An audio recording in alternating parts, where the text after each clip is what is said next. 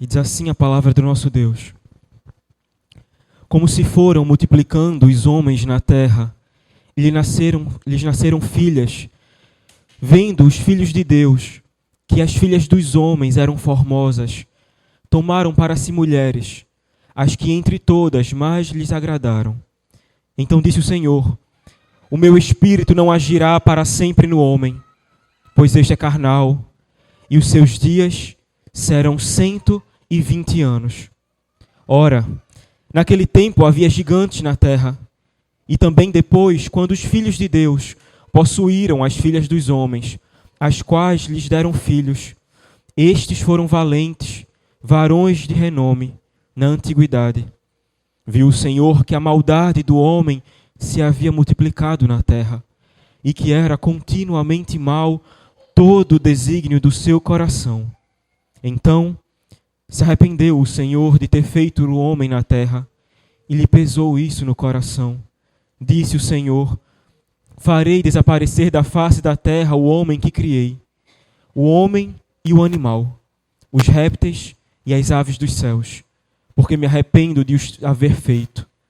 Porém Noé achou graça diante do Senhor. Gostaria de convidar nesse momento as crianças e suas professoras aqui à frente, crianças de até 9 anos, para a gente orar por elas.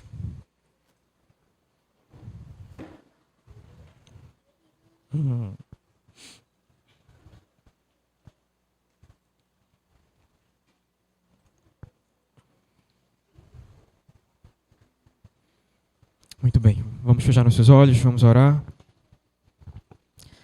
Senhor Deus e Pai, meu Deus, eu te peço nessa noite, mais uma vez por essas crianças. Te peço que elas cresçam, ó Deus, entendendo a Tua Palavra e amando a Tua Palavra. Te peço que o Senhor use cada uma de suas professoras, que elas concedam graça a essas crianças através daquilo que elas aprenderam de Ti, aquilo que elas receberam das Tuas próprias mãos. Que elas preguem o Evangelho puro e simples, nada mais e nada menos. Te peço o mesmo pelos meus irmãos que ficam comigo aqui nessa noite. Que o Senhor fale com eles, que o Senhor se revele a cada um deles, que eles consigam verdadeiramente, ó Deus, ouvir a Tua voz. Apesar de serem as minhas palavras aqui, ó Deus, que sejam ainda assim as Tuas palavras. Que tudo que sai da minha boca seja a direção do Teu Espírito Santo. Que eu só pregue aquilo que o Senhor revelou, aquilo que o Senhor nos concedeu para que conhecêssemos melhor o Senhor. Não a nós, Senhor, não a nós glória alguma, mas ao Teu nome todo louvor para sempre. Que a gente cresça como congregação nessa certeza, nessa fé, de que o Senhor é um Deus que nos ama, se revela a nós, que deseja se fazer conhecer. E eu te peço que isso aconteça nessa noite, que a gente aprenda mais de Ti, que a gente veja melhor a Tua face, acredite nela e busque, ó Deus, agradá-la. Cuida de nós, ó Deus, tem misericórdia do Teu povo e nos abençoa. Em nome de Jesus que eu oro. Amém.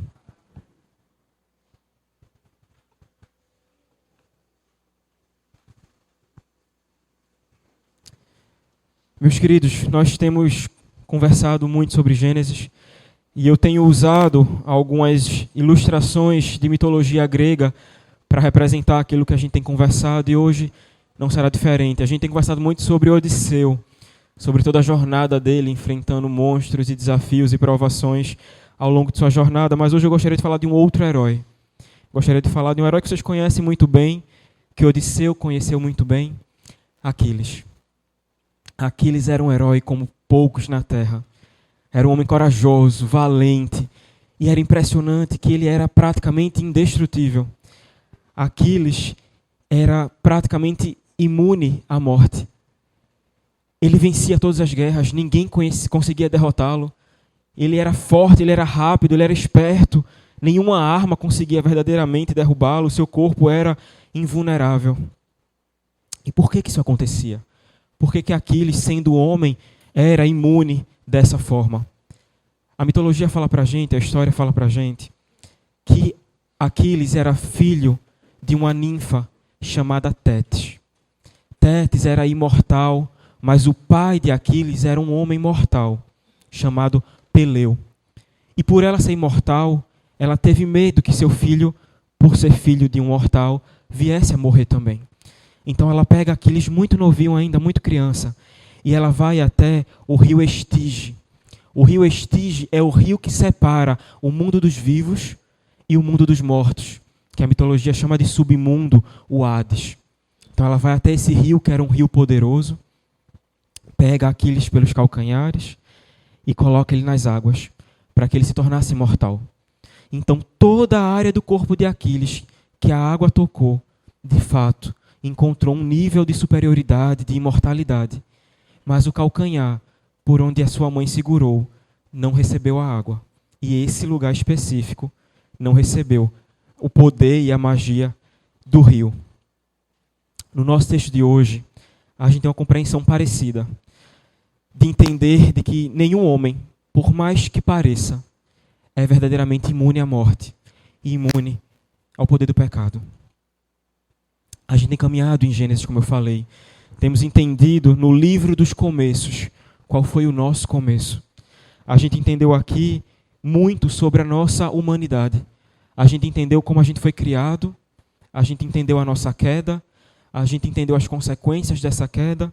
E nessa noite a gente vai ver um pouco mais desse momento de distinção entre os homens que tinham fé em Deus e amavam o Senhor, como a gente viu na genealogia de Sete, e os homens que não amavam a Deus, que desobedeciam a Deus, que deram as costas para o Senhor e seguiram suas vidas caminhando pelos seus próprios desejos, pelas suas próprias vontades, como fizeram os descendentes de Caim.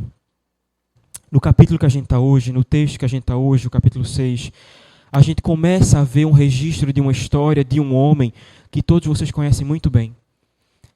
Nesse momento, Moisés está preparando o povo para entender, ele está montando o cenário para o povo entender o motivo do dilúvio. A gente não vai falar sobre o dilúvio hoje, mas antes desse dilúvio chegar, muita coisa estava acontecendo na terra e a gente precisa entender bem o que é que estava acontecendo na terra, o que é que os homens estavam fazendo e o que é que Deus viu e fez a partir de tudo que ele viu, para que de fato a gente consiga entender o propósito e a justiça do dilúvio de Deus. E o texto vai falar o seguinte para a gente: como se foram multiplicando os homens na terra, e lhes nasceram filhas. Vendo os filhos de Deus que as filhas dos homens eram formosas, tomaram para si mulheres, as que entre todas mais lhes agradaram. Assim como Deus ordenou, aconteceu. Os homens se multiplicaram na terra, encheram a terra e sujeitaram a terra, assim como Deus havia falado. Mas se multiplicou tanto a linhagem de Sete, quanto a linhagem de Caim. Homens que deveriam amar o Senhor, caminhavam em direções opostas. Os descendentes de Caim, confiando nas suas cidades que eles estavam construindo, como a gente viu, criando os seus deuses, confiando na força do próprio braço. E a linhagem de Sete caminhava bem, amava o Senhor, guardava a promessa, guardava a aliança que Deus havia feito com Adão e Eva lá no Éden. Mas o que a gente vai começar a ver aqui é que, de fato, nenhum homem está imune ao pecado, nem mesmo essa linhagem que deveria guardar a promessa e que por muito tempo guardou, de fato. Desde o Éden, desde a queda de Adão e Eva, todos os homens, todos nós, fomos alcançados pelo pecado, somos pecadores, e não era diferente com a linhagem de Sete. Eles começaram a se corromper. E mesmo sendo pecadores, era possível buscar a santidade, tentar acertar. É isso que a gente tenta enquanto igreja, enquanto povo de Deus. Era isso que essa linhagem deveria continuar fazendo. Mas não foi isso que eles fizeram. O texto fala para a gente assim: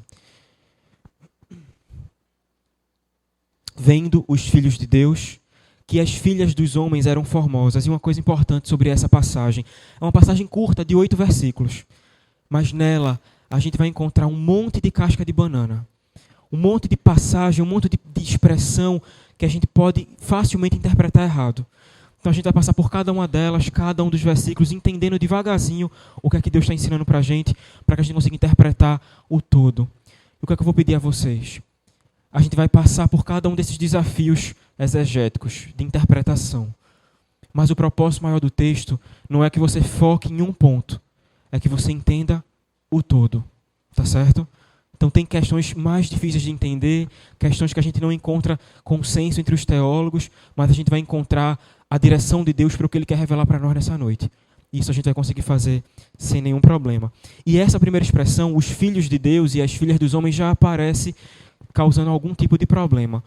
Quem são os filhos de Deus? E quem são as filhas dos homens? Por que Moisés faz essa distinção? Na mitologia grega, como a gente começou falando, a história conta pra gente que os deuses do Olimpo se relacionavam com os seres humanos. Eles desciam do Olimpo e vinham até a terra e tinham relação com as mulheres ou os homens e tinham filhos a partir desse contato, dessas relações, desses momentos de prazer que os deuses tinham, surgiam filhos extraordinários, que a gente conhece eles como semideuses.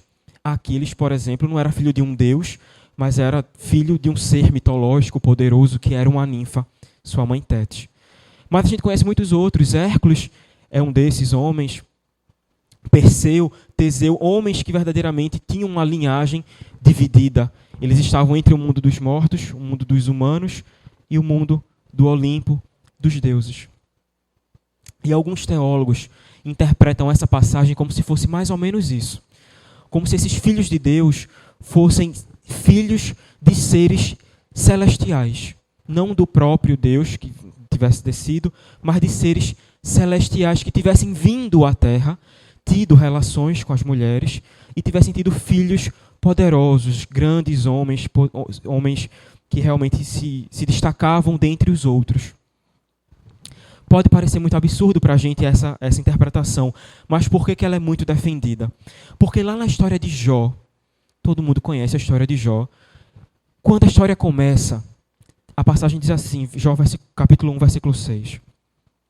Num dia em que os filhos de Deus vieram apresentar-se perante o Senhor, veio também Satanás entre eles. O que é que aconteceu aqui? Antes da história de Jó começar, o que é que está acontecendo? A gente vê Deus, a gente vê os anjos se reunindo diante de Deus, e Satanás aparece no meio da narrativa, diante de Deus também, diante do tribunal do Senhor, do trono do Senhor, e Deus diz, está vendo meu servo Jó, como ele é fiel, como ele é justo? Quem estava diante desse tribunal, diante do Senhor, eram os anjos, os seres celestiais. E Satanás entra no meio e a gente conhece bem a história, como Satanás tenta de fato ele prova Jó e consegue tirar muito da vida dele. E a expressão aqui, os filhos de Deus que estão diante de Deus em Jó, é a mesma expressão que a gente acabou de ler em Gênesis 6. Bene Ha Elohim. Em hebraico é assim que se fala. É a mesma expressão, é exatamente a mesma expressão. Então, como lá na história de Jó, essas palavras representam os anjos, muitos teólogos interpretam que no nosso texto de hoje, essas palavras também representam anjos. Mas o que é que acontece? A gente precisa entender o contexto do que a gente está entendendo, do que a gente está lendo. Não só o que a gente está lendo agora, mas o que a gente tem lido desde o começo. A revelação ela é progressiva, o Senhor vai mostrando para a gente aonde a gente precisa chegar.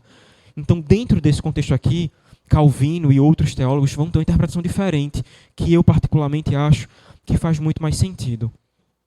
Calvino, Lutero vão dizer o seguinte, que os filhos de Deus são quem? Os homens da linhagem de Sete. Os homens que estavam guardando a promessa, que acreditavam no Senhor, que não tinham virado as costas para o Senhor.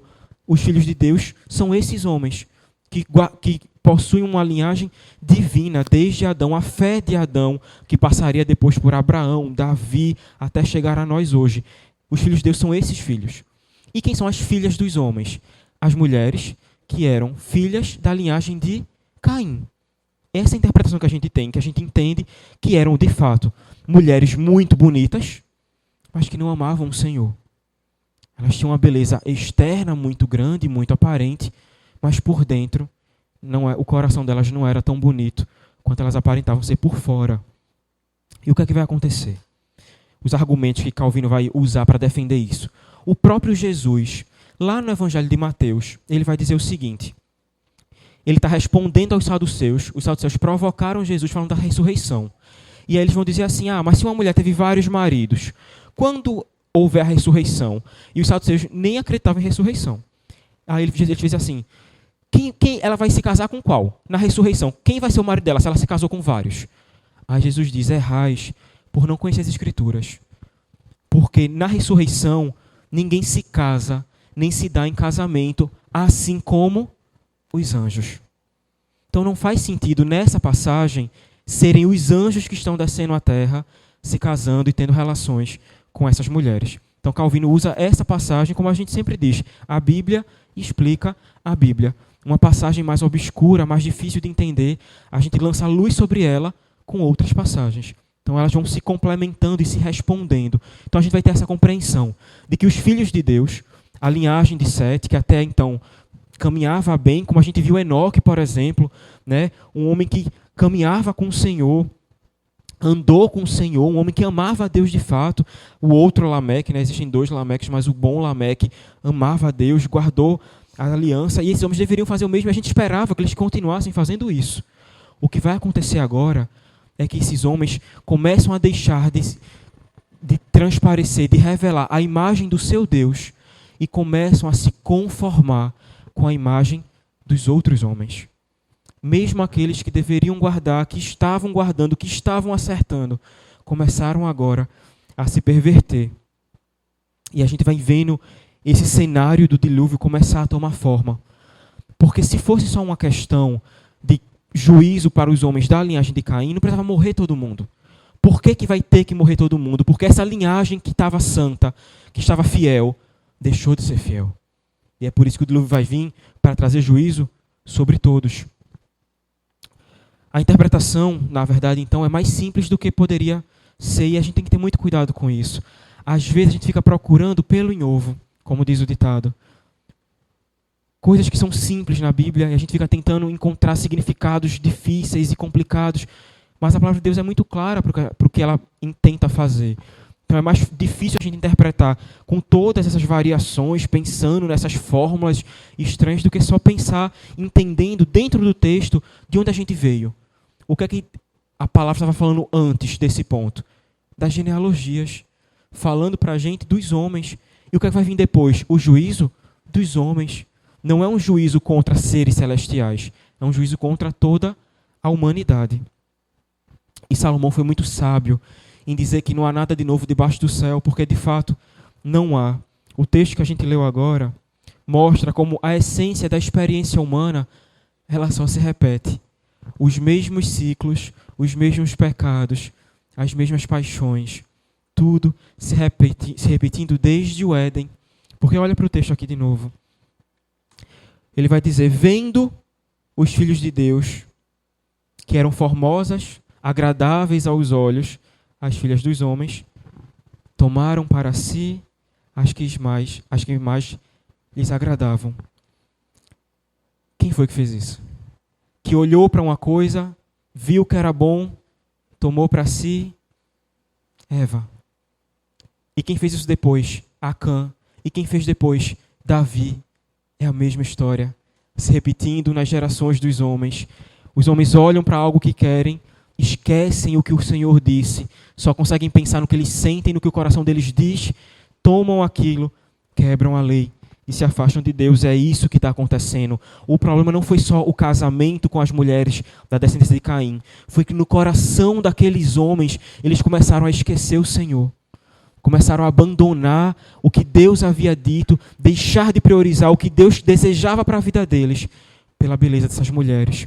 O próprio Calvino, no comentário dele, ele vai dizer o seguinte: Moisés não condena a atitude de se considerar a beleza ao se escolher uma esposa, e sim que um mero desejo de luxúria predomine, visto que o matrimônio é algo extremamente sagrado para se permitir que os homens sejam induzidos a ele só por causa da concupiscência dos olhos. Pois essa união é inseparável, compreendendo todas as partes da vida. Como vimos, a mulher foi criada para ser auxiliadora do homem. Portanto, nosso apetite se torna irracional quando nos sentimos tão arrebatados pelos encantos da beleza que aquelas coisas que são primordiais já não são levadas em conta. Foi isso que aconteceu. Eles deixaram de pensar, poxa, eu preciso de uma mulher que tem os mesmos valores que eu, que tem a mesma fé que eu, que ame o Senhor, que glorifique o Senhor com sua vida, que honre os seus pais. Não. Eles não consideraram nada disso. eles disseram, essa mulher é muito bonita, eu quero isso. E é isso que eu vou ter. E abandonaram toda a lei de Deus.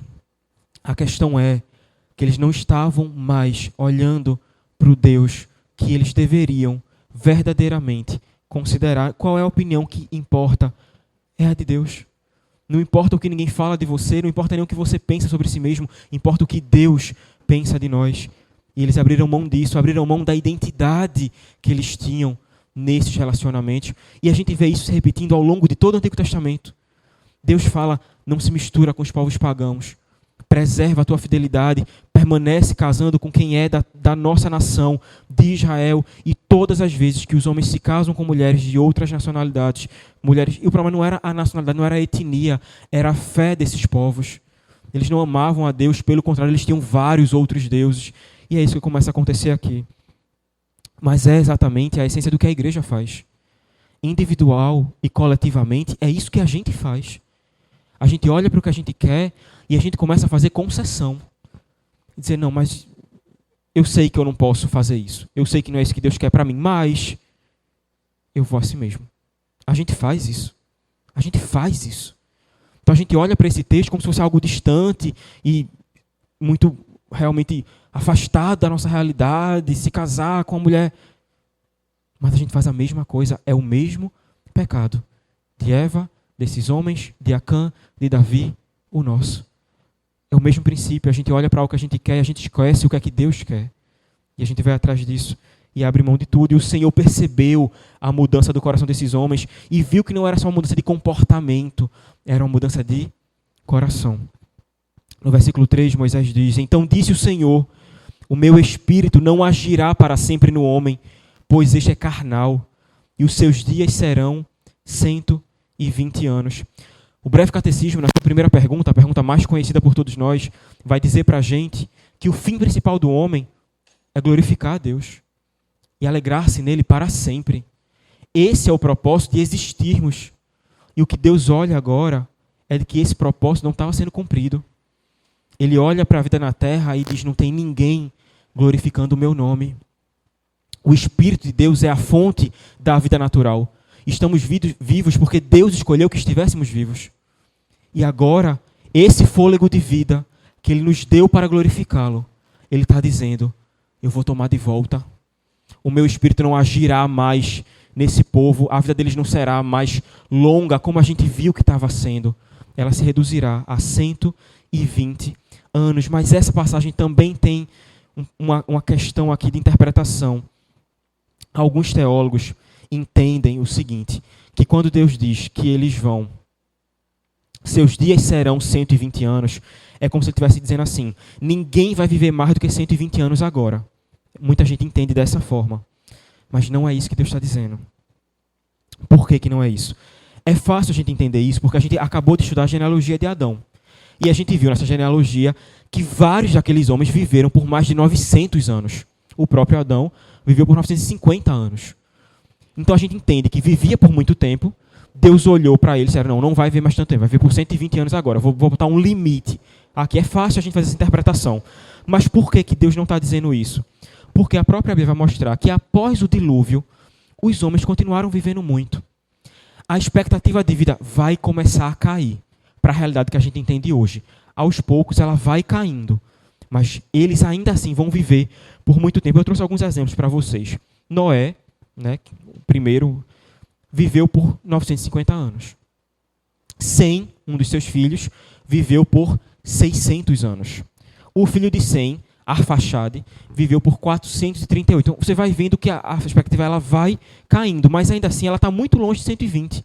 A gente vai ver toda essa genealogia de Noé até chegar em Tera, pai de Abraão. E Abraão viveu 175 anos. Ismael, filho de Abraão, viveu 137. Todo mundo ainda está passando de 120. O que é que Deus está de fato dizendo aqui? Que a partir de agora, desse momento que eu faço a minha declaração de que o meu espírito não agirá mais nesses homens, vai se começar um cronômetro de 120 anos. E virá o meu juízo. Virá o dilúvio. É isso que Deus está dizendo. Eu estou colocando um prazo na existência desses homens que me abandonaram. Eu estou colocando um limite na vida deles. Isso que eu estou vendo vai acabar. essa vida que eu dei, eu vou tomar de volta. E de novo, não é só uma questão de comportamento, é uma questão de coração. Porque o que é que vai acontecer? Eles têm agora esse tempo, 120 anos para se arrepender. E é o tempo que Noé vai ter para construir a sua arca. 120 anos, é bastante tempo. Mas não é uma questão de tempo. E tem muita gente, e eu já ouvi isso de muita gente, não, eu sei que eu não posso ficar na igreja e ficar no mundo, mas eu ainda não quero abrir mão da minha vida fora do mundo, eu ainda bebo, eu ainda fico, eu não quero abandonar tudo isso para assumir um compromisso com Deus. Mas quando eu for mais velho, eu vou tomar essa decisão. Mas nunca é uma questão de tempo. O tempo vai passar e essas pessoas não vão vir para a igreja, porque não é uma questão de tempo. Esses homens tiveram mais do que um século para poder se arrepender. 120 anos, um século tem 100 anos, eles tiveram 120 anos para se arrepender. E adivinha só, ninguém se arrependeu. Não é uma questão de tempo, nunca é uma questão de tempo, é uma questão de coração. E Deus sabia disso. Mas perceba, meu irmão, como o nosso Deus é longânimo. Deus viu o mal da terra. Deus olhou para aqueles homens, foi ofendido diretamente por eles, porque todo pecado é contra Deus em primeiro lugar. Se eu matar um irmão, eu pequei contra aquele irmão, mas eu pequei em primeiro lugar contra o Deus que deu a vida àquele irmão de quem eu tirei a vida. Então Deus, mesmo sendo santo e justo e não cancelando o juízo, em sua bondade, em sua paciência, em sua longanimidade, Ele oferece mais uma vez misericórdia. Ele diz, vocês têm mais um tempo, eu vou dar mais uma chance de você se orientar, de você olhar para mim, de você se arrepender dos seus pecados, de vocês reconhecerem que estão me ofendendo. E eles não fizeram nada disso. Nada disso. No versículo 4, a gente vai ver o seguinte: ora, naquele tempo havia gigantes na terra, e também depois, quando os filhos de Deus possuíram as filhas dos homens, as quais lhes deram filhos. Estes foram valentes, varões de renome na antiguidade. Essa expressão gigantes também causa muita discussão entre os teólogos. Porque quando a gente cita esses gigantes, parece que a gente está falando de um ser superior, muito forte, né? E aí eles usam aquela explicação de que esses gigantes seriam o resultado dos filhos da relação dos seres celestiais com os anjos.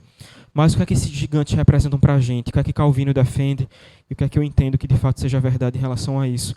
Que os gigantes não são seres sobre-humanos. Não, não é isso. Seriam homens fortes, poderosos, que tinham de fato talvez até uma estatura maior do que a média. Mas não se trata só de serem seres como os seres mitológicos, não é nada disso. São seres humanos, homens, mas que tinham muito poder, muita força, muita coragem, muita intrepidez. Esse tipo de homem existia na Terra. E o que a gente vai entender aqui é que a própria palavra de Deus vai reforçar essa compreensão para a gente. Por quê? Quando chega o tempo dos espias irem lá em Canaã, Josué e Caleb são designados, eles vão até lá olhar a terra. O que é que eles encontram? Gigantes. Mas nesse contexto, quando eles voltam para dizer, a gente foi lá, a gente viu, é uma terra boa, é uma terra que mana leite e mel. E a gente viu gigantes lá. Eles não estão falando de seres sobrenaturais, seres superpoderosos. Estão falando de homens muito grandes, homens muito poderosos, fortes de fato. A mesma coisa Golias.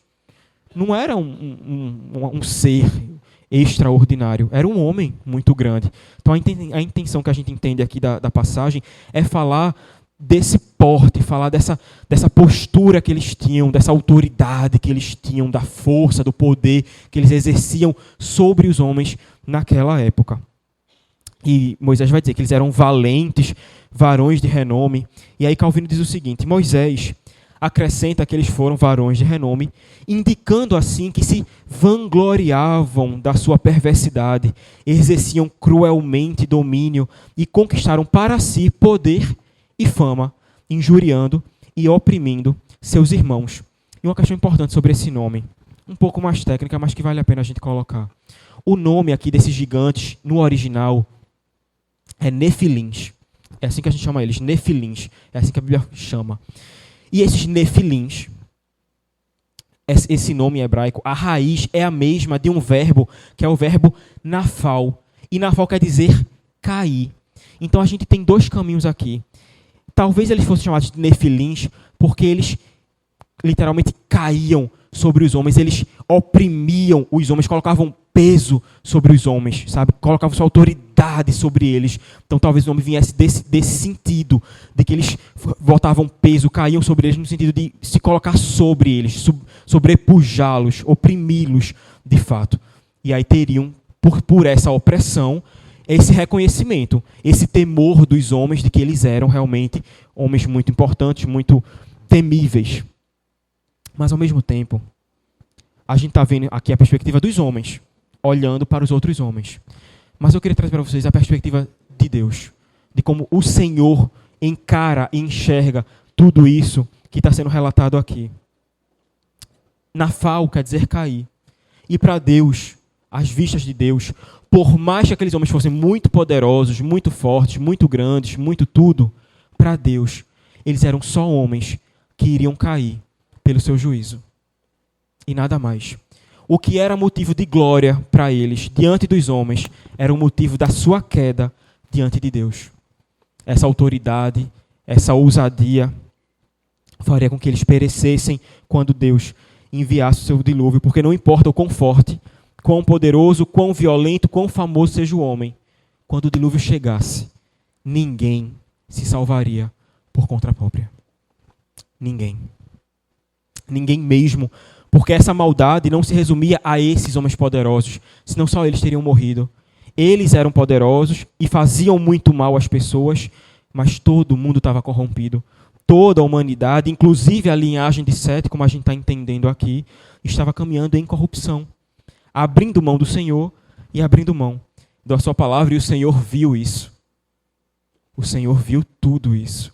E no versículo 5, Moisés diz: viu o Senhor que a maldade do homem se havia multiplicado na terra e que era continuamente mal todo o desígnio do seu coração. No começo de Gênesis, Deus olhou para a criação e disse: eis que tudo é muito bom.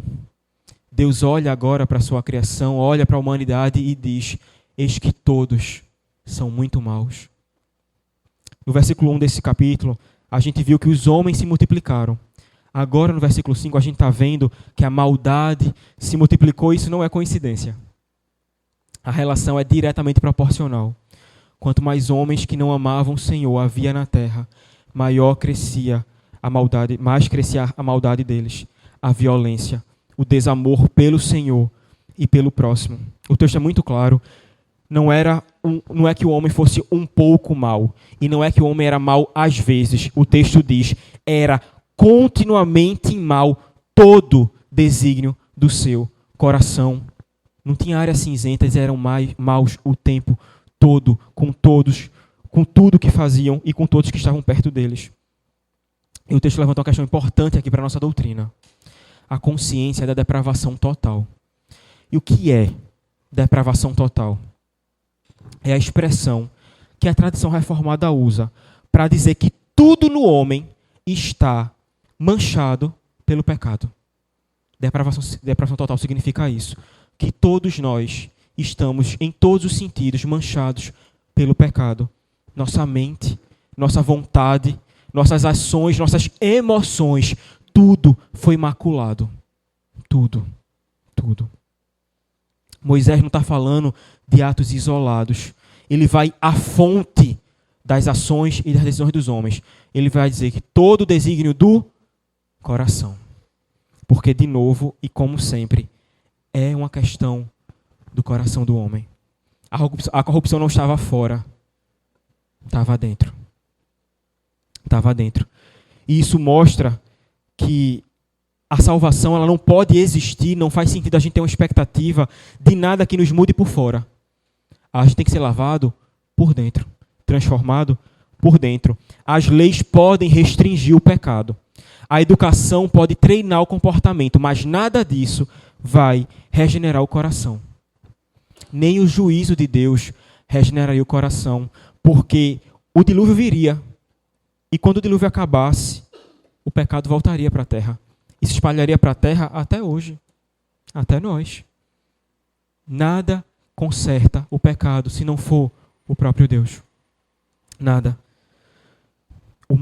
O pecado é um mal universal, em todos os tempos, para todos os homens. E Davi fala sobre isso no Salmo 14. Ele vai dizer assim: do céu olha o Senhor para os filhos dos homens, para ver se há quem entenda, se há quem busque a Deus. Todos se extraviaram e juntamente se corromperam. Não há quem faça o bem. Não há nenhum sequer.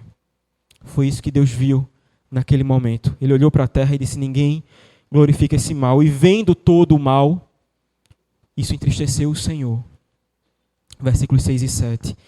Então se arrependeu o Senhor de ter feito o homem na terra, e isso lhe pesou no coração. Disse o Senhor: farei desaparecer da face da terra o homem que criei, o homem e o animal, os répteis e as aves dos céus, porque me arrependo de os haver feito. Mas essa é outra passagem que a gente precisa ter um pouco de cautela para interpretar. Nosso Deus é soberano, certo?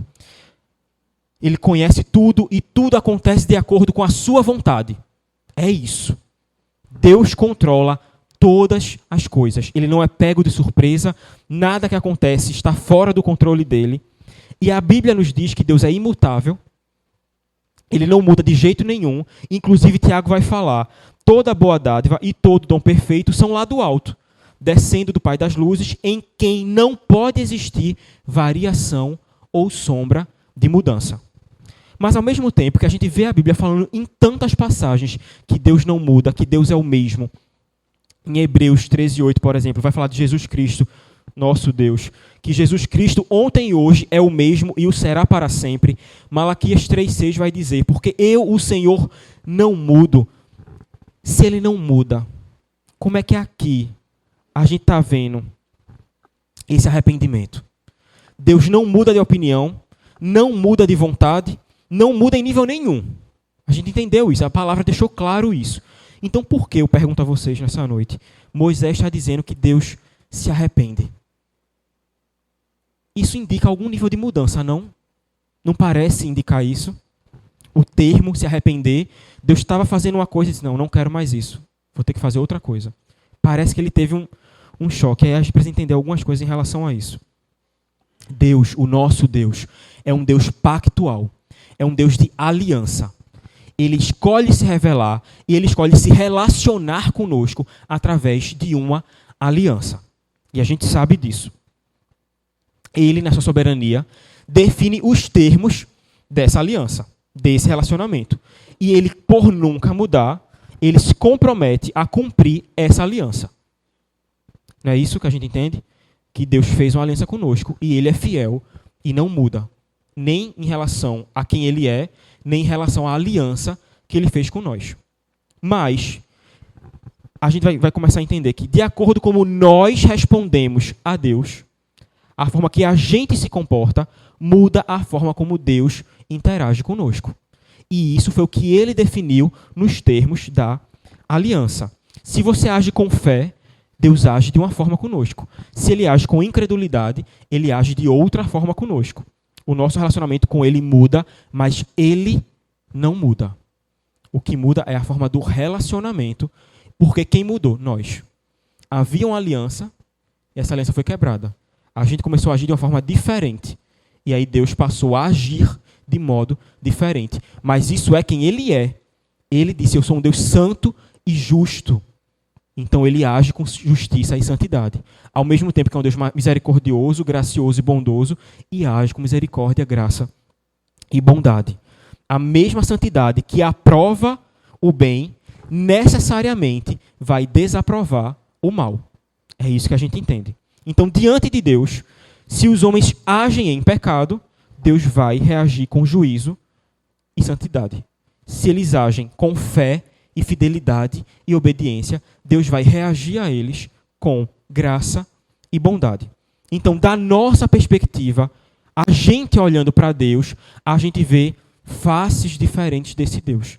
Mas não são faces diferentes na prática. É o mesmo Deus Santo, que está dentro da sua aliança, reagindo, agindo conosco de acordo com aquilo que nós fazemos. Nossas ações não mudam o caráter de Deus, não mudam o conhecimento de Deus, não mudam os decretos divinos de Deus. O que Deus estabeleceu vai acontecer. Inclusive, a nossa resposta de fé é vontade dele.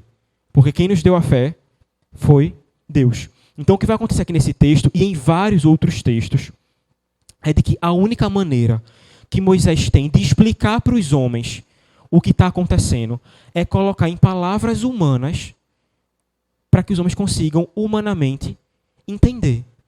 É isso que está acontecendo aqui, mas eu vou explicar isso melhor. Ele está tentando acomodar, representar Deus de uma forma que aqueles homens que estavam ali com ele no deserto conseguiriam entender.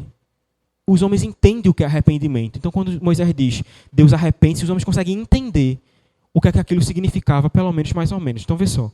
Moisés está acomodando, acho que essa é uma boa palavra, acomodando a grandiosidade de Deus a essa realidade, essa compreensão limitada de homens pecadores.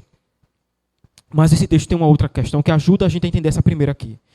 Moisés também diz assim, isso lhe pesou no coração. Ele diz isso, Deus se arrependeu de ter criado o homem, e o mal que ele viu pesou no coração de Deus.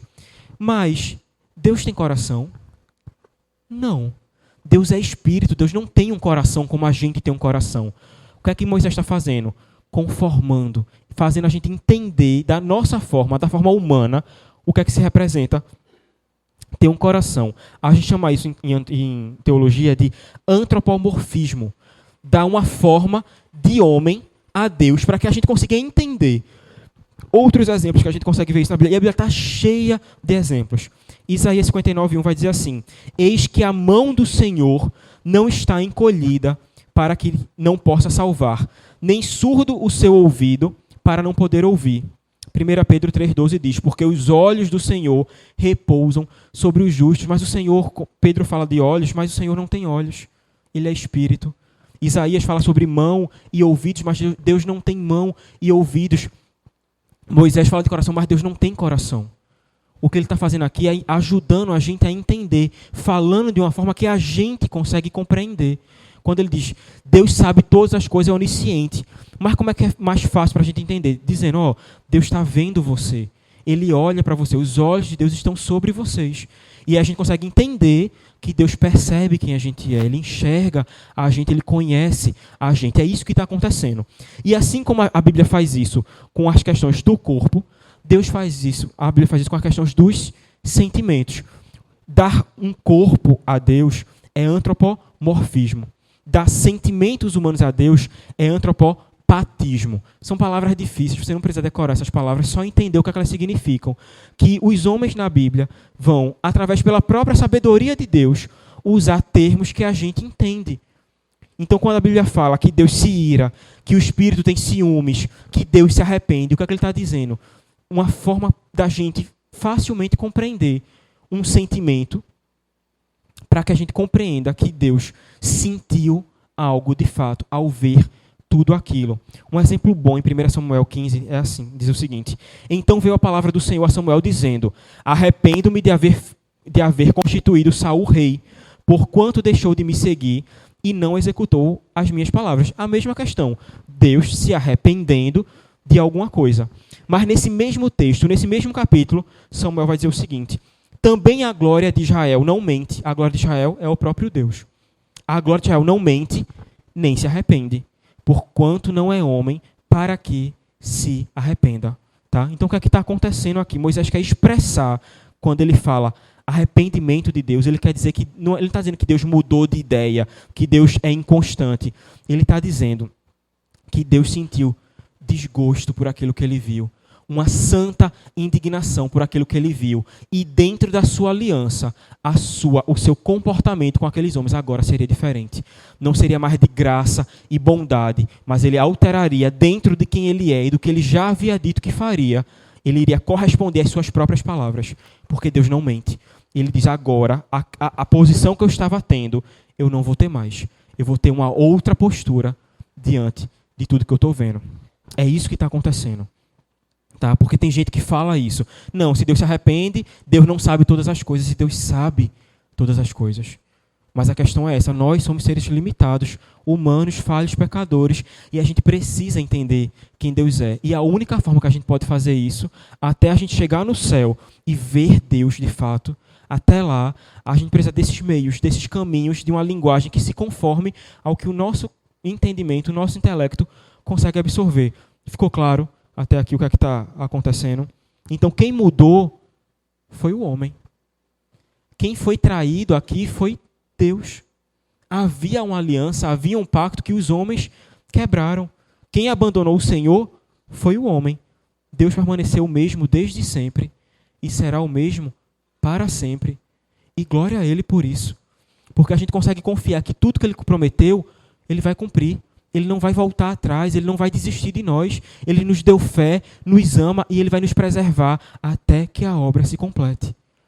A imutabilidade de Deus é motivo de glória e de gratidão para a nossa vida, porque Ele não muda, que essas promessas não vão mudar. E que a gente vai chegar no céu e vai vê-lo face a face, porque Ele prometeu e Ele não muda. E então, comprometido com a sua aliança, Ele diz, não vou ficar omisso diante desse pecado. E Ele diz, farei desaparecer da face da terra todo o homem que criei, o homem e o animal. Esse era o justo. Isso é justiça de Deus. Não é só juízo, isso é justiça, de fato. Havia um pacto que foi quebrado, até por aqueles que continuavam guardando as promessas e as palavras de Deus. Todos os homens se corromperam. E aí você pode perguntar assim, poxa, mas por que matar os animais? Não podia matar só os homens? Mas perceba uma coisa, meus irmãos. Lá em Gênesis 3, quando a gente conversou sobre a queda, na narrativa da queda, a gente viu que Deus puniu o homem, puniu a mulher e puniu a serpente. Não foi isso que aconteceu? Ele puniu os três que estavam envolvidos lá com a situação do fruto da árvore do conhecimento do bem e do mal.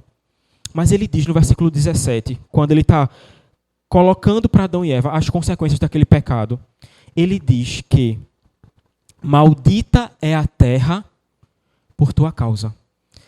Quando o homem caiu, toda a criação padeceu junto.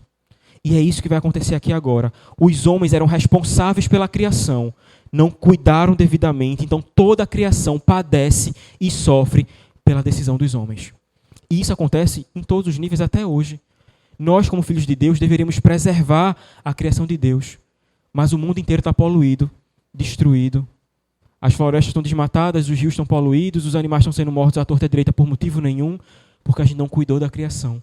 A criação paga pelos nossos erros. E Romanos vai dizer isso para a gente, Paulo fala isso para a gente, que ela geme, ansiando pelo dia em que ela será restaurada. Mas isso só vai acontecer quando os filhos de Deus forem também restaurados, quando o único e o primogênito Filho de Deus voltar e restaurar a nós e toda a criação para uma nova terra, para novos céus. Até lá, a criação padece junto conosco por causa do nosso pecado. Então a gente tende a ignorar o pecado, a minimizar o pecado, mas o pecado é uma coisa muito séria. É muito sério pecar contra Deus. Deus leva a sua aliança muito a sério. O pecado destrói tudo e destrói todos. E é exatamente isso que vai acontecer. Os 120 anos iriam se acabar. O tempo de benevolência, de bondade, de longanimidade de Deus acabaria. E o juízo viria. Os homens veriam que era tudo verdade. Mas seria tarde demais. E de fato, depois de 120 anos, que mais tempo se poderia dar a alguém? Mas então a gente chega no último versículo dessa passagem, no versículo 8.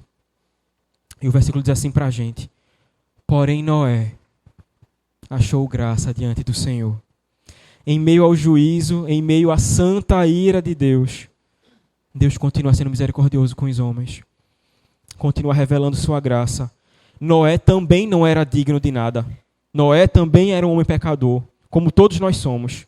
Mas Deus o favoreceu. Porque essa fé vem dele. Deus escolheu dar fé a nós, escolheu dar fé a Noé e preservou Noé de toda a destruição que viria pela frente. O que ele fez com Noé é o que ele faz conosco hoje. É a mesma coisa. Eu sei que é difícil comparar porque não tem um dilúvio vindo. Mas Ele está preservando a gente, dando fé a gente, da mesma forma que fez com Noé. Para Noé era mais desesperador, porque estava vindo um dilúvio muito eminente. Mas para a gente é tão desesperador quanto, porque virá uma segunda destruição. Não por água, mas por fogo. Virá um outro juízo quando o Senhor voltar. Mas nós estamos seguros porque achamos graça diante de Deus. Ele nos deu fé. Nos deu fé. Em meio a todo o mal do mundo, em meio a todo o pecado do mundo, em meio a todo o nosso próprio pecado, a graça de Deus brilhou para nós. O mundo está perdido como estava na época de Noé. Todos os tipos de pecados sendo cometidos à luz do dia. E no meio de toda essa confusão e todo esse caos, Deus escolheu cada um de vocês por nome e disse: meu filho, tenha fé. Eu vou livrar você do meu próprio juízo. Nos escolheu, nos chamou, nos ensinou, nos permitiu entender, mudou tudo em nós e mudou para sempre. Mudou para sempre. Então, diante de tudo que conversamos essa noite, meus irmãos, tem duas lições que eu queria que vocês guardassem no coração. Em primeiro lugar, não somos imunes ao pecado. Nem perto. Não tem ninguém enganado aqui. Não tem área cinzenta. Somos todos pecadores. Todos miseráveis. Sabemos quem somos e sabemos o quanto já ofendemos a Deus com nossos pecados. Nós sabemos muito bem. Tudo que fizemos lá atrás, tudo que continuamos fazendo, que desonra esse Deus Santo. Nós sabemos.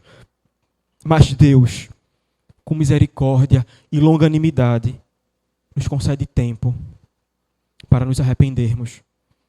Chance atrás de chance.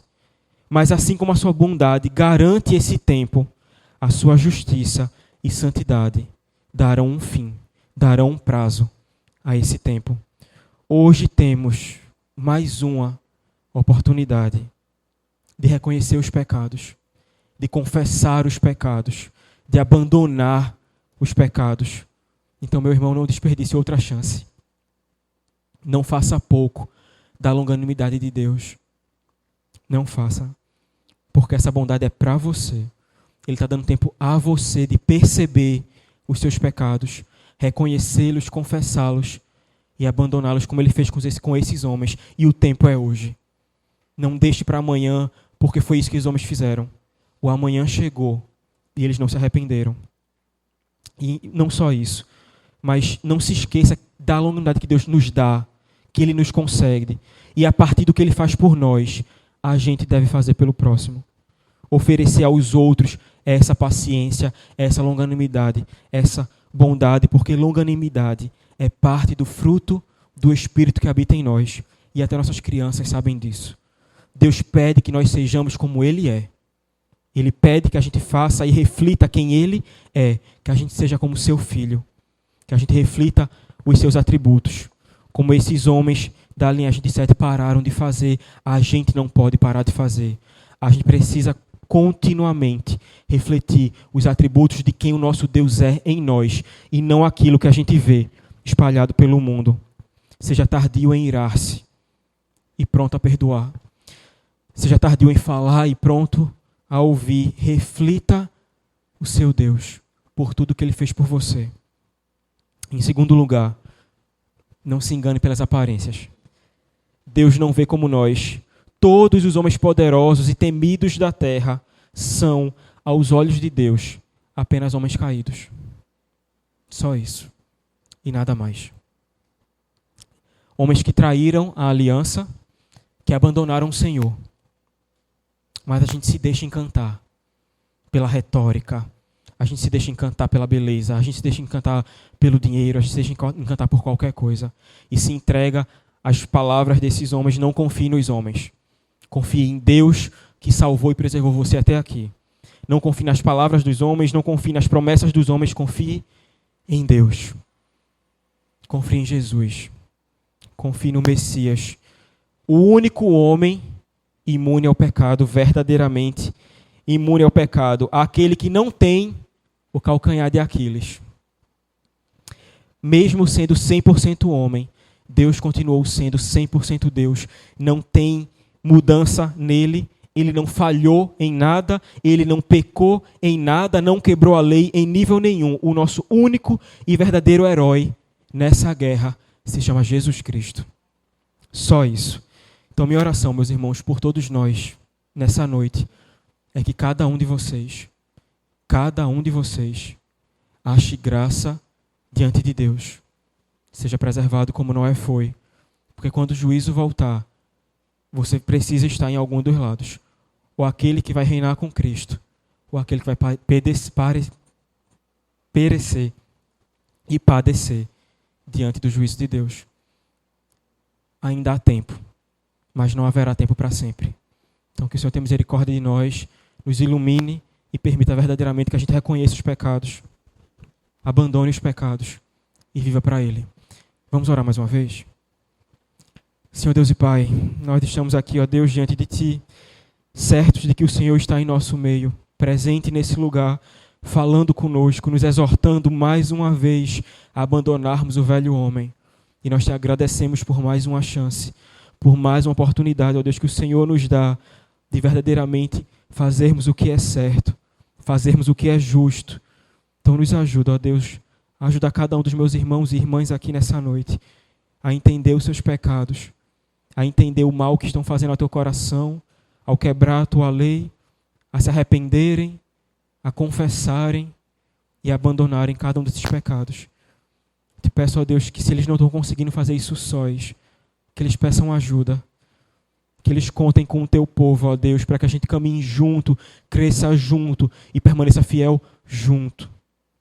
Que o Senhor guarde o teu povo, que o Senhor preserve em nós a fé que o Senhor nos deu, não nos deixe, ó Deus, nos desviarmos dos teus caminhos.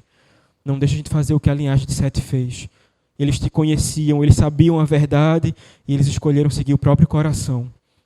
Não deixa que a voz do nosso coração seja mais alta do que a tua voz. Que a gente escute essa voz e olhe para o Senhor e caminhe em direção à tua cruz para sempre. Se o Senhor voltar antes de nos levar, que nós sejamos encontrados fiéis até o fim das nossas vidas. Então preserva teu povo, Deus, preserva a congregação de Campo Grande. Nos dá fé, nos dá sabedoria e obrigado porque temos o Senhor e temos uns aos outros para enfrentar essa batalha. Em nome de Jesus que eu oro. Amém.